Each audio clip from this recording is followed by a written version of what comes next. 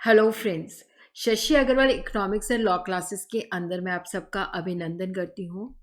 आज का जो हमारा टॉपिक है private public and global enterprises, और जिसके अंदर हम पब्लिक एंटरप्राइजेस के बारे में स्टडी करेंगे। इस टॉपिक को हम 2 वीडियोस के अंदर कंप्लीट करेंगे। ये जो टॉपिक है also relevant for the business studies for +1 commerce, also relevant for the BBA student. अगर आपको मेरा ये एफर्ट सही लगता है तो डू लाइक माई वीडियो, इसको शेयर कीजिए, कमेंट कीजिए, लाइक कीजिए। और अगर आपने मेरे channel Shashi Agarwal economics and law classes को नहीं सब्सक्राइब किया हुआ तो डू सब्सक्राइब माय चैनल।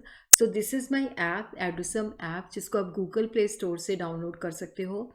ये जो ऐप है commerce, economics and management students को free study material, free mock test provide करती है, और काफ़ी सारे structure courses economics, business study, accounts के यहाँ पे अवेलेबल हैं। तो सबसे पहले हम देखते हैं पब्लिक सेक्टर का मतलब क्या है। देखो, ये जो पब्लिक सेक्टर के अंदर ऑर्गेनाइजेशंस होती हैं, इनकी जो ऑनरशिप है और कंट्रोल जो होता है गवर्नमेंट के पास होता है या पब्लिक अथॉरिटी के पास होता है। और इनके अंदर सारी की सारी इन्वेस्टमेंट या मेजॉरिटी ऑफ द इन्वेस्टमेंट जो है वो गवर्नमेंट के द्वारा की जाती है। और पब्लिक सेक्टर के अंदर जो यूनिट एस्टैब्लिश किए जाते हैं, उनके पीछे जो ऑब्जेक्टिव होता है कि गुड्स एंड सर्विसेज जो हैं जिनको लो प्राइस पे, रीजनेबल प्राइस पे प्रोवाइड करना है। और यहाँ पे जो पब्लिक सेक्टर की ऑनरशिप है सेंट्रल गवर्नमेंट के पास भी हो सकती है या इकट्ठे भी हो सकती है। सेंट्रल गवर्नमेंट, स्टेट गवर्नमेंट की भी हो सकती है। जैसे कि life insurance company, food corporation of India और इंडियन ऑयल कॉरपोरेशन। उसी तरह ही हम देखते हैं industrial policy resolution of 1948 and 56 के अंदर पब्लिक सेक्टर को मेजर रोल असाइन किया गया था, और काफ़ी सारी इंडस्ट्री जो थी पब्लिक सेक्टर के लिए रिजर्व की गई थी। और प्राइवेट सेक्टर को क्या है, सेकेंडरी दर्जा दिया गया था, और वहाँ पे था कि अगर उन्होंने एक्सपेंशन करना है तो they have to get the license. तो यहाँ पे इतनी ज़्यादा पब्लिक सेक्टर को प्रायोरिटी दे के भी क्या था कि पब्लिक सेक्टर परफॉर्म नहीं कर पाया, और रिस्ट्रिक्शन के बावजूद भी प्राइवेट सेक्टर जो था उसकी ग्रोथ काफ़ी हुई।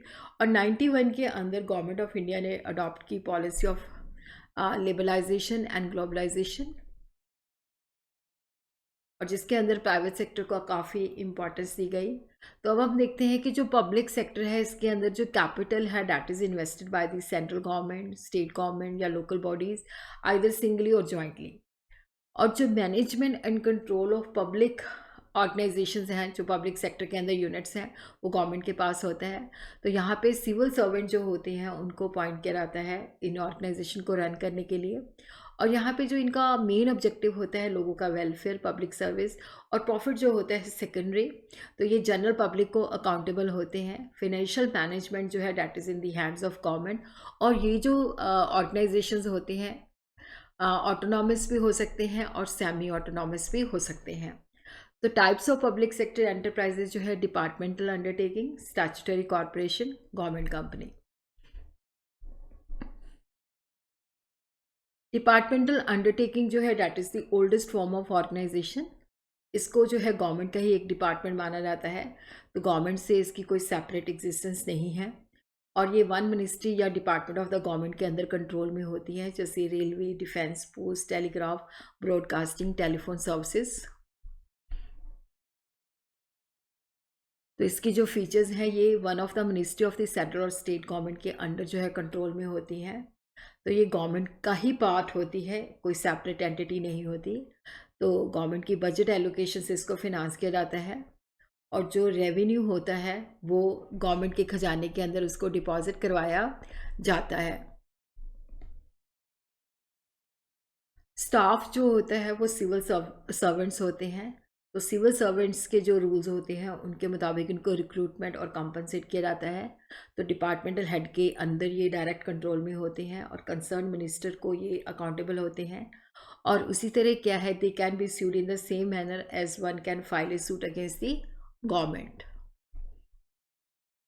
डिपार्टमेंटल अंडरटेकिंग की जो बेनिफिट्स हैं, एक तो इनको बनाना बहुत ही आसान है। इसके जो गवर्नमेंट के अंडर कंट्रोल होता है डायरेक्ट एंड सेंट्रलाइज्ड होता है। और यहाँ पे जो मेन ऑब्जेक्टिव जो होता है पब्लिक वेलफेयर होता है, पब्लिक को सर्विस प्रोवाइड करना है, ना कि प्रॉफिट कमाना है। और ये पब्लिक को अकाउंटेबल होती हैं, और इससे क्या होता है कि गवर्नमेंट का रेवेन्यू भी इंक्रीज़ होता है। डीमेरिट ये है कि गवर्नमेंट की इंटरफेरेंस बहुत ज़्यादा होती है और ये पॉलिटिकल इंटरफेरेंस भी बहुत ज़्यादा होती है। सारे के सारे डिसीज़न जो होते हैं सेंट्रलाइज्ड होते हैं, इसलिए जो डिसीज़न मेकिंग है उसके अंदर डिले होता है। और उसी तरह जो गवर्नमेंट डिपार्टमेंट्स के अंदर इनएफिशिएंसी होती है, रेड टेपिज्म होती है, और जब पॉलिटिकल पार्टीज चेंज होती हैं तो इनकी वर्किंग भी काफ़ी हद तक इफ़ेक्ट होती है। स्टैट्यूटरी अंडरटेकिंग, देखो जो स्टैट्यूटरी कॉरपोरेशन है वो बॉडी कॉरपोरेट होती है जिसको स्पेशल एक्ट ऑफ पार्लियामेंट के द्वारा जो है सेटअप किया जाता है या स्टेट लेजिस्लेचर के द्वारा इस्टेब्लिश किया जाता है। इसको गवर्नमेंट ही फिनांस करती है, लेकिन ये अपने फंड्स बाहर से भी अरेंज कर सकती है। स्टैट्यूटरी अंडरटेकिंग के अंदर जो एग्जांपल है, रिजर्व बैंक ऑफ इंडिया है, स्टेट बैंक ऑफ इंडिया है, LIC है, FCI है, oil and natural gas corporation है। इनके जो फीचर्स हैं, करैक्टरिस्टिक्स हैं, देखो ये एक्ट ऑफ पार्लियामेंट के द्वारा जो है स्टेट लेजिस्लेचर के द्वारा इसको एस्टैब्लिश किया जाता है। तो जो एक्ट के द्वारा क्रिएट किया जाता है वही इसकी स्कोप, पावर, ऑब्जेक्टिव और लिमिटेशन डिफाइन करता है। तो ये जो है सेंट्रल या स्टेट गवर्नमेंट के कंट्रोल में होती हैं। तो इसकी जो लीगल एंटिटी सेपरेट होती है। इसको जो है बोर्ड ऑफ डायरेक्टर मैनेज करते हैं, जो कि नॉमिनेटेड किए जाते हैं गवर्नमेंट के द्वारा। इसके अपने रूल्स रिक्रूटमेंट के होते हैं, रूल्स रिक्रूटमेंट और रेम्युनरेशन के अपने होते हैं। तो इनको एडमिनिस्ट्रेटिव ऑटोनॉमी काफ़ी होती है। मेन ऑब्जेक्टिव जो होता है टू सर्विस पब्लिक। और ये पार्लियामेंट, अगर ये पार्लियामेंट के एक्ट के द्वारा बनाई जाती है तो पार्लियामेंट को अकाउंटेबल होती है, अदरवाइज अगर स्टेट एक्ट के द्वारा बनाई जाती है तो स्टेट लेजिस्लेचर। तो इसको कंट्रोलर एंड ऑडिटर जनरल के द्वारा ऑडिट किया जाता है। इसके अंदर एडमिनिस्ट्रेटिव ऑटोनॉमी काफ़ी होती है, जिसकी वजह से डिसीजन मेकिंग भी क्विक होती है और उद्देश्य जो होता है सर्विस मोटिव होता है। तो यहाँ पे इनके अपने जो है सेपरेट रूल्स होते हैं और यहाँ पे ये प्रोफेशनल्स को भी हायर कर सकते हैं मैनेज करने के लिए। तो देखो यहाँ पे ऑटोनॉमी, कहने को ऑटोनॉमी होती है बट ये सिर्फ पेपर पे होती है, थ्योरेटिकल होती है। पॉलिटिकल इंटरफेरेंस बहुत ज़्यादा होती है। तो यहाँ पे भी क्योंकि ये गवर्नमेंट के कंट्रोल में होती है तो इनिशिएटिव जो होता है नहीं होता लोगों में। और इसके अंदर भी क्या है कि ब्यूरोक्रेटिक एंड रिजिडिटी होती है, अनफेयर प्रैक्टिसेस अडॉप्ट की जाती हैं। तो ये वहाँ पे सुटेबल है जहाँ पे अंडरटेकिंग को मोनोपोली पावर चाहिए, जब स्पेशल पावर जो होती है रिक्वायर्ड बाय एक्ट और यहाँ पे ग्रांट से रेगुलर ग्रांट चाहिए होती है, तो वहाँ पे जो है इस तरह की स्टैट्यूटरी कॉर्पोरेशन जो है सुटेबल है। Government company means any company and which at least 51% of the paid up share capital is held by the central और स्टेट गवर्नमेंट सिंगली और ज्वाइंटली। गवर्नमेंट कंपनी जो है जिसको कंपनी एक्ट 2013 जो है गवर्न करता है। इवन जो गवर्नमेंट कंपनी की सब्सिडरीज होती हैं वो भी गवर्नमेंट कंपनी ही मानी जाती हैं। गवर्नमेंट कंपनी जो है जिनको हम पब्लिक लिमिटेड और प्राइवेट लिमिटेड कंपनी के रूप में रजिस्टर कर सकते हैं।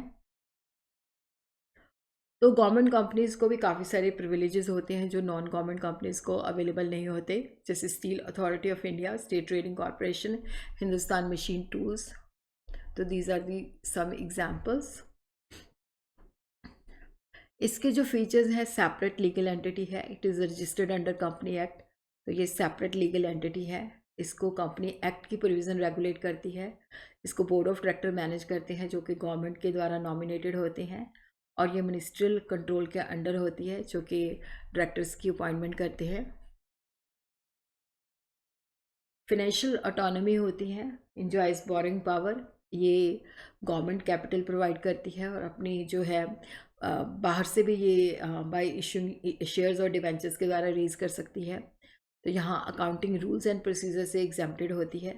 ऑडिटर जो है that is appointed by the government to audit annual accounts और एनुअल रिपोर्ट जो है वो पार्लियामेंट को प्रेजेंट की जाती है।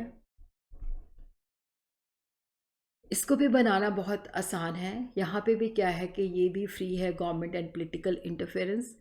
तो इसको जैसे कंपनी एक्ट के अंदर मैनेज किया जाता है, फिनांस भी ये बाहर से अरेंज कर सकती है और एफिशिएंट स्टाफ होता है क्योंकि इनके अपने रूल्स एंड रेगुलेशन होते हैं।